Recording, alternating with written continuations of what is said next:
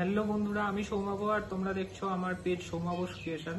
তো অনেকদিন পর নতুন ভিডিও আজকে দেখাবো। শুধু যে নারায়ণের পেন্টিংটা আমি কমপ্লিট করেছি সেটা, আর আপকামিং 2-3টে ছোট ছোট কাজ তোমাদের দেখাতে চলেছি। তো তার আগে একটা লাইক করে দিও। তো চলো ভিডিও শুরু করো। এই যে এই মূর্তির ছবিটা তোমরা দেখছো, যোগিনী মূর্তি। তো এই মূর্তিরই একটা অর্ডার আছে এবং একদম মিনিয়েচারে তৈরি হচ্ছে, সেটা 8 ইঞ্চির মধ্যে কমপ্লিট। তো এই কাজটা ধরেছি, এটা আপকামিং, তোমরা দেখো।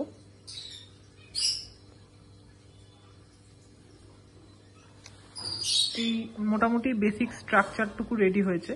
তো এটা শেষ করে খুব তাড়াতাড়ি তোমাদের সামনে আনছি। আর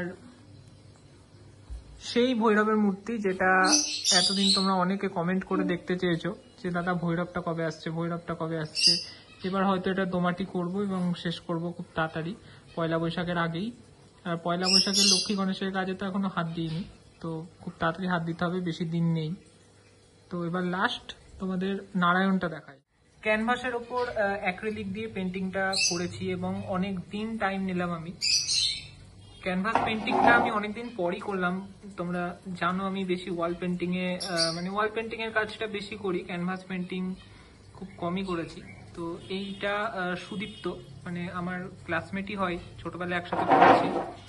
তো ওর দেওয়ালে টানানোর জন্য, এটা বাইন্ডিং হবে এখনো, তো দেওয়ালে হ্যাঙ্গিং করে সাজিয়ে রাখার জন্য এই কাজটা। একটা রেফারেন্স আমাকে দিয়েছিল, তো সেই ছবিটা আগে রিলসে তোমরা দেখতে পাবে, এখানে আর দেখাচ্ছি না। তো সেটার থেকে ওই আদলটা নিয়ে আর কি নিজের আঁকা নিজের মতো করে এটা করেছি। তো কেমন লাগছে জানিও, ভালো লাগলে জানিও অবশ্যই, আর কোথাও ভুল ফুল লাগলে সেটাও জানিও। ক্যানভাসের মাপ আছে এটা 18x24, ডান দিক থেকে বাম দিক 24 ইঞ্চি এবং উচ্চতা 18 ইঞ্চি।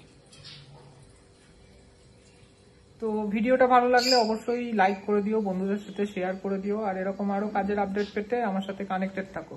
দেখা হচ্ছে খুব তাড়াতাড়ি পরের কোনো ভিডিওতে। চলো টাটা।